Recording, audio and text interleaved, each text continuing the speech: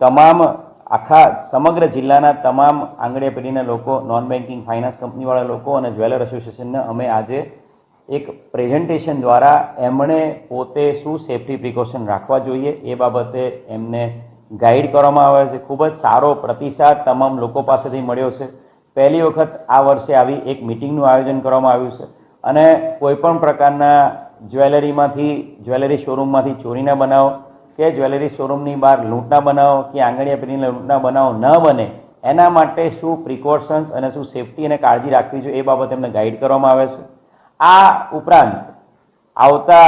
મહિને આવનારા સમયમાં જે લોકસભા ઇલેક્શન થવાનું છે એ અનુસંધાને જે લોકસભા ઇલેક્શન દરમિયાન કોઈપણ પ્રકારની કેશની મૂવમેન્ટ અને એની પર પણ ધ્યાન રાખવામાં આવે અને એવી કોઈપણ પ્રકારની ઇલીગલ કેશની મૂવમેન્ટ કરવામાં આવે તો FST SST અને પોલીસ દ્વારા તાત્કાલિક એ મૂવમેન્ટને પકડી લેવામાં આવતી